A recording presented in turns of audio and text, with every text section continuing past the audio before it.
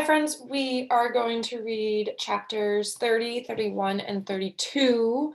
We left off at the end of 29. Isabel and Ruth, of course, have made up, and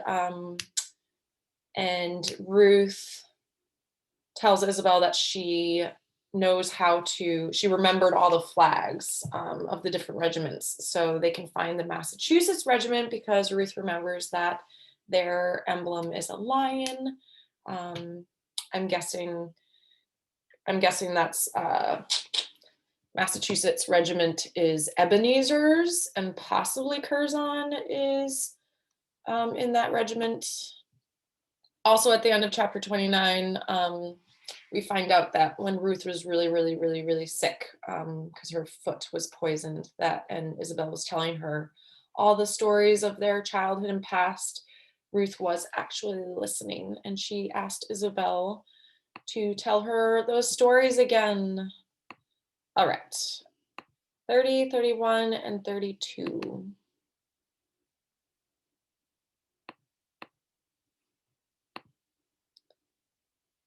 No, 31, 32, 33. Chapter 31. This is from the Journal of Sergeant Joseph Plum Martin, Corps of Sappers and Miners. Very soon after our whole army arriving, we prepared to move down and pay our old acquaintance, the British, at Yorktown a visit. I doubt not, but their wish was not to have so many of us come at once, as their accommodations were rather scanty. They thought, the fewer the better cheer. We thought, the more the merrier.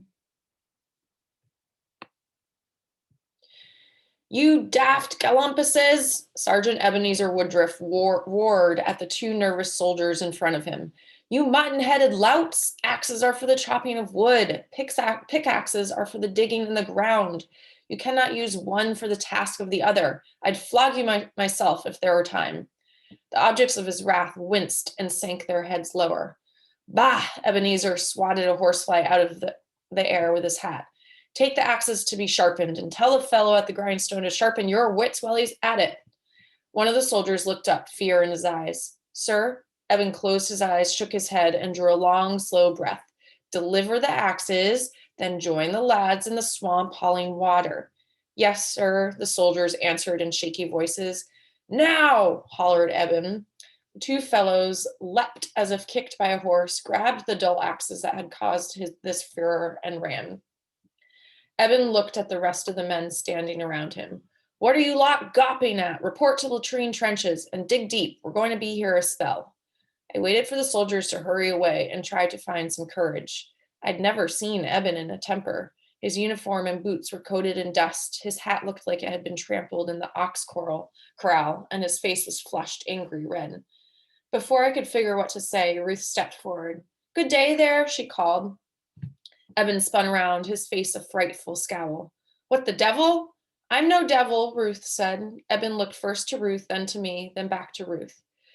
Hello, Eben. I tried to flavor my greeting with cheer. Might we walk a bit? We've need of your counsel. My talking to him had gathered the attention of a few lads setting up tents. Sir, I quickly added with a short curtsy, which Ruth imitated. He placed his hat on his head.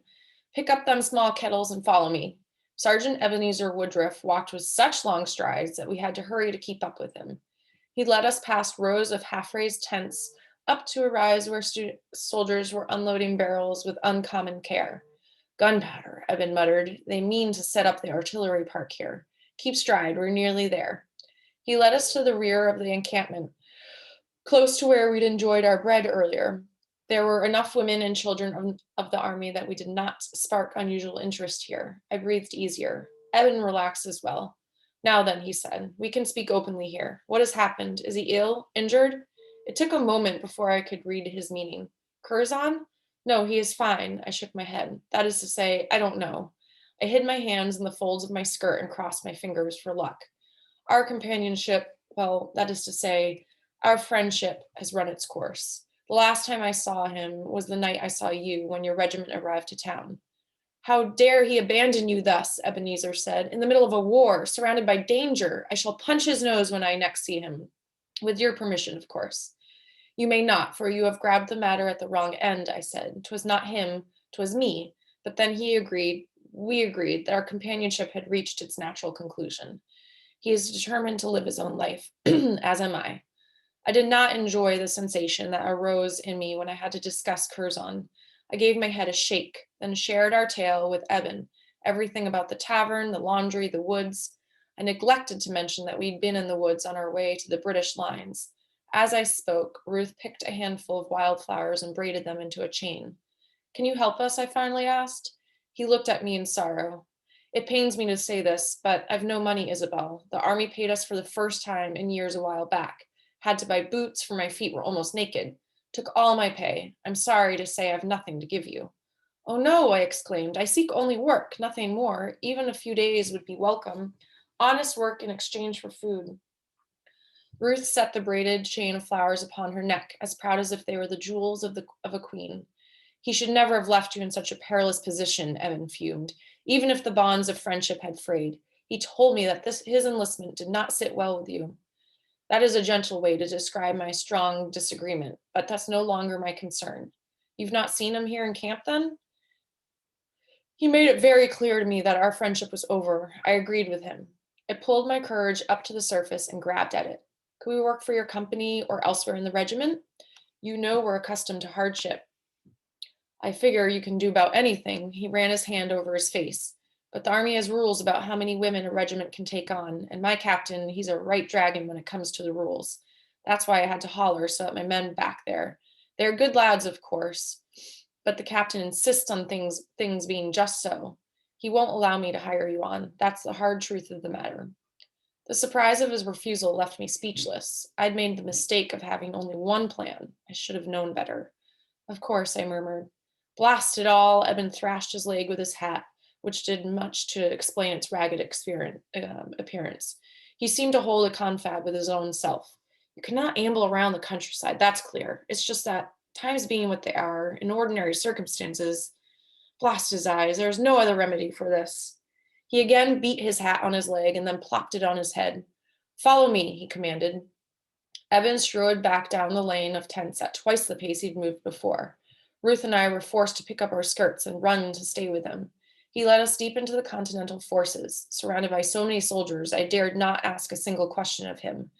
That unnerved me. Had I made a mistake putting our trust in him? He finally stopped in front of an officer's tent that had a regimental standard with an anchor upon it. A large cook fire had been set in a properly dug pit, with a goodly amount of wood split down to the proper size to make burning easy. A hunk of salted beef sat upon a rough-hewn board set across two barrels, but there was no meal under preparation.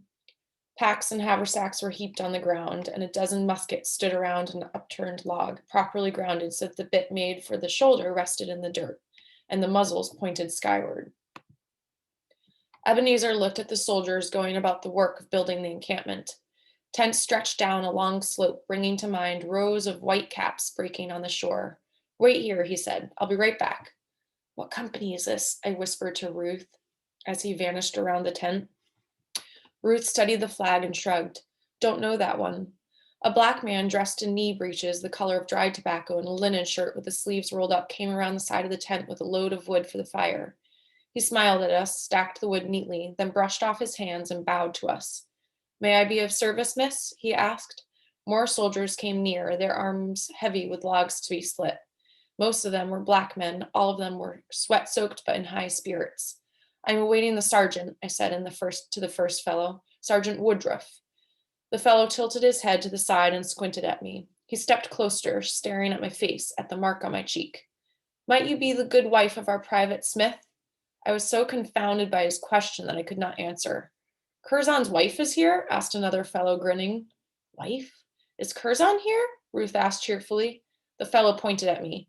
If you are Mrs. Smith, then this, he pointed to my flower-bedecked sister, this must be Miss Ruth. Our angels have arrived, he exclaimed. They've come to save us. The delighted reaction of the new arrivals confuddled me even more.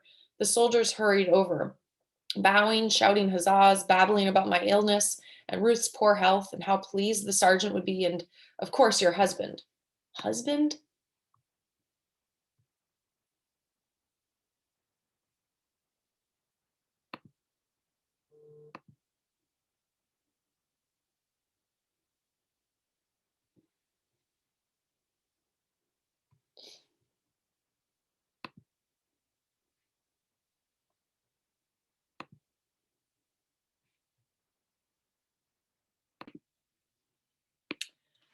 Chapter 32.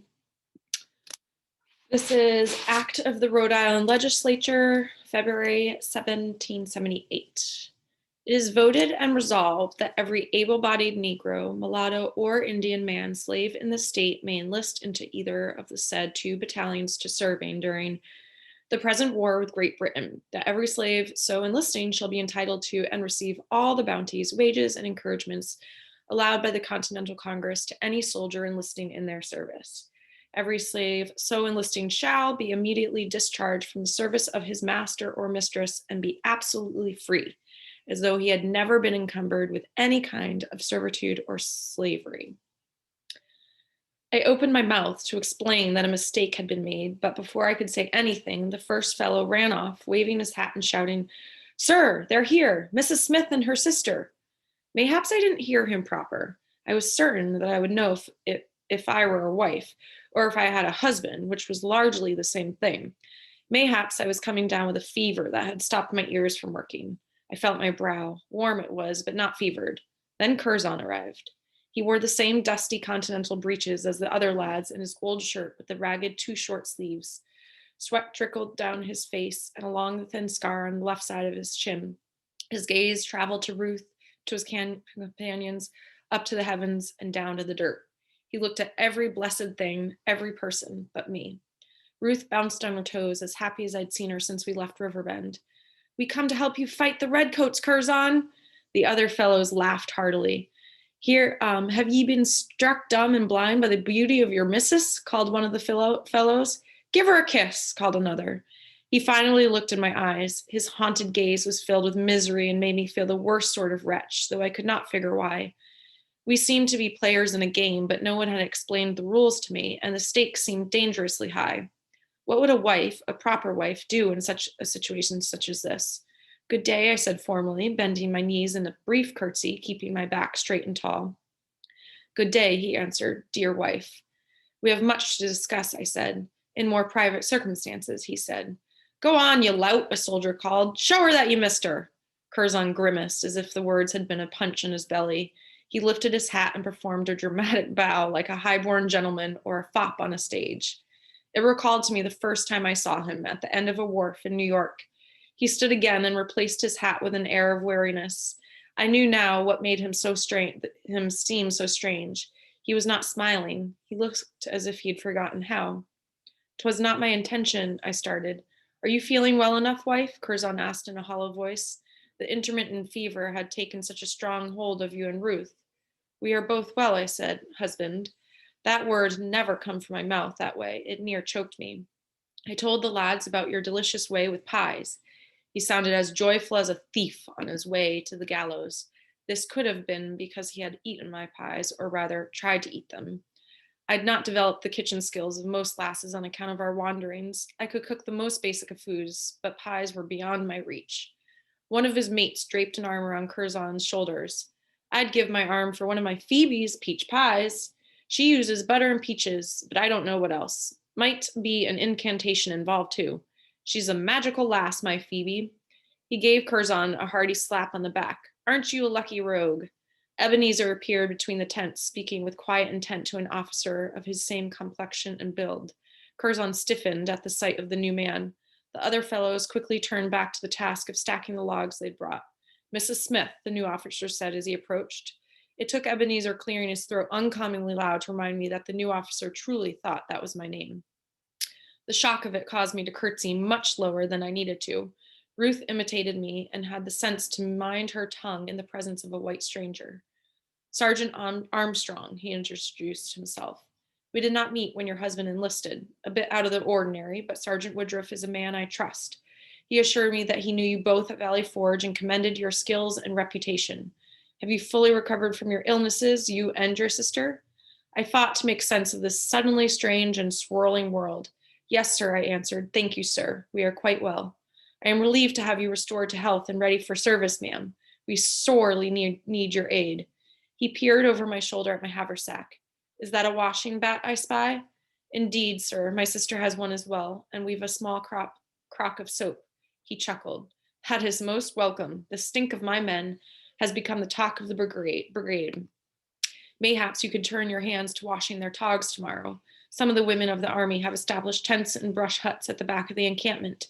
Would you care to sort out your sleeping arrangements now? If I may, sir, I said, I'd rather prepare supper for the lads. They'll be hungry. Soldiers are always hungry, Sergeant Armstrong smiled. A stew that didn't taste like rotted fish would be a welcome change. 2 moments with your lady, Private Smith, then back to work. He touched his fingertips to the brim of his hat. A pleasure to have you with us. Thank you, Sergeant, sir, I curtsied again, and thank you, Sergeant Woodruff. I gave Ruth a little kick. She bobbed and did not say a word, for which I said a short prayer of thanks.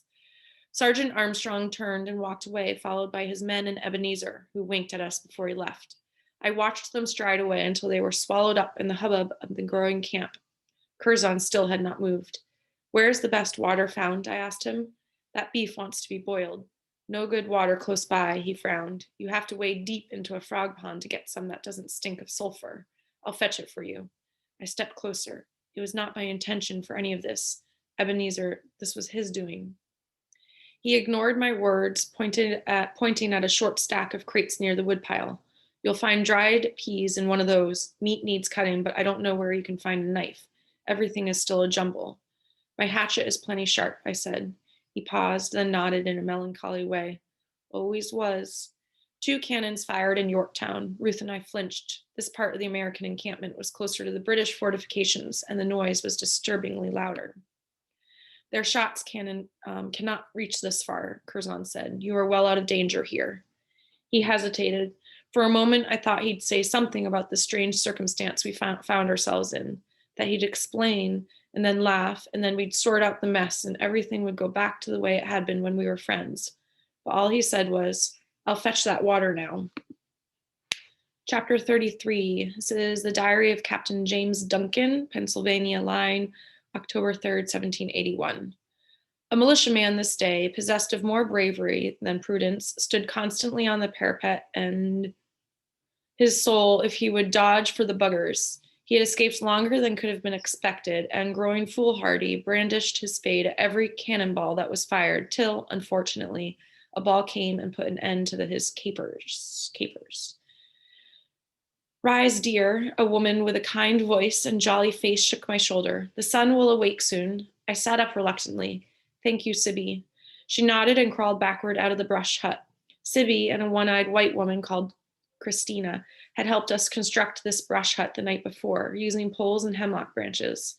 Wake up, sister. I shook Ruth's arm. We're in the army. Heaven help us. After visiting the women's privy trench, it took us only a few moments of swift walking to travel from the back of the encampment to the cook fire of our company. The ghostly forms of other lasses moved through the mist with us, everyone slapping at the infernal midges, mosquitoes, fleas, and lice. More tents had been put up in the night. Most could hold 6, some bigger, others smaller. A few soldiers slept sprawled on the ground on account of the heat, mayhaps, or the stench of their tent mates. All of them snored. To earn our food rations, Ruth and I had to care for a company of 45 lads. Sibby had given me bushels of advice about how to keep the fellows fed, clean, and fit for duty. Get the cook fire going first, she said. Once you trust that it won't burn out, hurry to the frog pond for water. Boil that soon as you can, for hot water is always in short supply. Beans take longer than peas to cook, and peas take longer than porridge. Maggots don't hurt no one long as they are boiled with the meat. When we arrived at the company that first morning, our lads were still asleep. Their snores made me wonder if their tents were inhabited by fat oxen instead of young soldiers. Someone had been kind enough to fill 2 of the kettles with water. That was a trip saved, but all of the firewood had been split the night before and been burned down to coal and ash. Niffy naffy nincompoop," I muttered. Ruth sat on an upturned log. You cursed. Beg pardon, I said automatically, but they could have set some wood aside for the breakfast cooking. I picked up one of the axes that leaned against the woodpile and tested the blade. Not as sharp as I'd like, but it would do the job. I can chop, Ruth said. She was willing, but I doubted she had the knack of it. At the laundry, I had done all the splitting of logs while she was out on her delivery rounds. You're too slender to swing an axe, I said. You'll topple over backward. Ruth held out her hand. Bigger than you. Much as it pained me, there was no denying that, and starting the day off with an argument would help no one. You can try, I said, but the wood's green. Gonna take strength that you don't have. Go slow and take care. Ruth rolled up her sleeves, muscled a log onto the chopping block, then hefted the axe in her hands, finding its balance. She eyed the log, stepped back, and swung the axe with skill.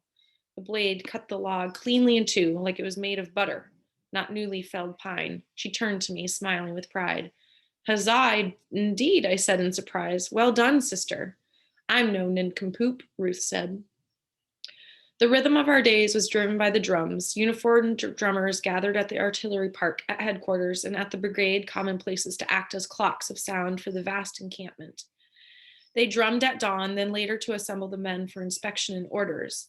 They drummed to send them off to their duties of the day patrolling, doing work details, standing guard and foraging, and again when it was time to return to camp. We worked from the dark before dawn to the dark after sunset. Sometimes we worked in the cool of the night, when the constant sound of British cannon firing hundreds of shots provided a strange rhythm of its own. After those nights, we hungered for sleep as if it were bread. At first, Ruth kept close by my side, but as she became acquainted with a few of the camp's women, she began to venture with them on errands and chores. She smiled easily and enjoyed teasing me, though from time to time I found her staring at the columns of soldiers as they tramped by our cook fire, looking each one in the face. When I asked whom she was seeking, she claimed she was watching for Thomas, the donkey we'd left behind at the laundry. She said this with eyes downcast and her hands twisting at her skirt, both signals that she was lying. We'd discussed Thomas Boone frequently, and she understood that in all likelihood we would not see him again. I was certain that she was keeping an eye out for Aberdeen, but I resolved not to question her about it. I did not want to rob her of her dreams. The men worked as if their breeches were on fire. Patrols constantly roamed the edges of the encampment, keeping a sharp eye out for sneak attacks of the British. Men rotated duties, one day felling trees, building bridges, and keeping the camp in good order, and the next drilling with muskets and bayonets. The anticipation of the day when they'd finally clash with their enemy built like steam in a lidded pot. The fellows in our company were high-spirited and friendly. Listening to the manner of their Rhode Island flavored speech gave me comfort. Near half of them had joined the army to earn their freedom, Rhode Island being the only state to offer that opportunity to enslaved men. Black or white, they accorded me the respect due a married woman and teased Ruth as if she were their own sister. Only one fellow among them kept his distance, Curzon Smith. He'd greet me the same as his mates, thank me for the stew, bread, or coffee, then take himself away to eat out of sight of the cook fire. No one mentioned this odd behavior, but everyone noticed it, I was sure. I discovered that though he had signed up when he enlisted himself, it was clear that I ought not read any sort of sentiment, any feeling of his heart within that gesture. Likely he had not wanted to suffer the discomfort of filthy clothes, or mayhaps he wanted to have me close by in case there was a need to battle snakes or gators. I was content to care for my fellow statesmen, filling their bellies and tending to wash their shirts. Ruth and I were safe for the time being, and we had decent work. I decided that this temporary circumstance suited me just fine. A thin, gray, grizzled soldier in our company named Henry took it upon himself to teach me the Army's intents and purposes. The coming encounter with the British was not to be a great battle as had been fought in Brooklyn in 1776 or Monmouth in 1778. Nay, this was to be a siege, a long, drawn-out affair that could last weeks or months. We had 2 soldiers for every one of theirs, so we could afford to move slow and steady. He used a long stick to draw a map in the dirt for me. The river looked like a snake. He carved the shape of a bread loaf pan to show Yorktown's position upon the riverbank. Then he drew a vast shape of half of a pie, the straighter edge of it being the river, and the rounded part extending far from Yorktown. At the far edges of the half pie was the entire Allied encampment, he said. The French controlled the west portion, and the Patriots controlled the east, though from a goodly distance on account of the British continuing to shoot cannonballs through the air. In between the encampment and Yorktown, the land was in some places dry, in others quite marshy. Henry drew a circle in the middle of that no man's land. Lobsterbacks have a redoubt, a small fort filled with sharpshooters here at Pigeon Hill. We need to take control of that first off, if you ask me. With that in hand, our cannons will determine everything, soon as they arrive. But how, I asked. We sit here, I pointed to the rounded edge of the encampment, where the cannons cannot harm us. Can our guns shoot farther than theirs? Not at all, Henry said. That's why we're so busy chopping down every tree in the woods. We're preparing to open a parallel. I'd never heard of such a word. Parallel. Its true meaning was trench, Henry said. The troops were going to dig a dreadful wide and deep trench that zigged and zagged through the middle of the no man's land. Once it was dug, They'd drag the cannons through the trench, aim them at Yorktown, and start blasting. Our cannons would inflict greater damage on account of being much closer to Yorktown than the British cannons were to us, and the deepness of the trench would help protect the men. I thought it would take months to dig a trench that large, but I kept that opinion to myself. I stirred the barley soup that bubbled over the fire and asked Henry why the lads were so busy flattening the forest when their true aim was to dig a trench and blow up the town. He laughed at that, but it was a kind laugh, not intended to make me feel like an ignorant looby. The wood serves many purposes to protect the diggers. It helps hold the walls of the trench in place. From its branches, we fashion large baskets that will be filled with the dirt dug from the trench. These will then be set as a protective wall at the front edge of the parallel. When you're in the woods, I said, lowering my voice, have you seen fugitives out there, our people? The British drove them from Yorktown without food or aid. I've heard many died of smallpox. Aye, Henry said somberly. We bury the bodies that we find. The officers don't like us taking the time to do it, so we don't burden them with the information. I'm a preacher of sorts. Did the lads tell you that? I pray over each grave. I hope that gives those poor souls some comfort. Loud cries of huzzah spread through the camp one morning shortly after sunrise. Under the cover of night, the British had abandoned the Pigeon Hill redoubt and retreated to Yorktown. Our lads had taken control of the little fort, and we all celebrated. The army now controlled the middle of the no man's land. Better still, we controlled the stream of clean water that ran along the bottom of the hill, water the camp desperately needed. Our soup and coffee no longer tasted of frog, rotted eggs, and copper. We used the pond water only for washing after that. This must have surely distressed the poor fish, for the clothes of soldiers are the nastiest imaginable. Sibby took Ruth with her to fetch potatoes and corn from the provision wagons, then to the new bake ovens established by Mr. Ludwig, the baker general. Fresh baked bread cheered the entire camp, but our lads most of all. I tried to bake a loaf in a small kettle and produced a hard lump of coal for my troubles. It took me most of the night to chip out the burnt bits with my hatchet. Complications of a siege seemed endless. All right, there we are.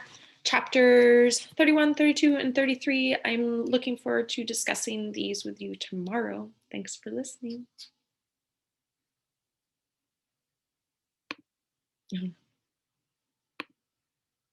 Oh no, did I ruin it?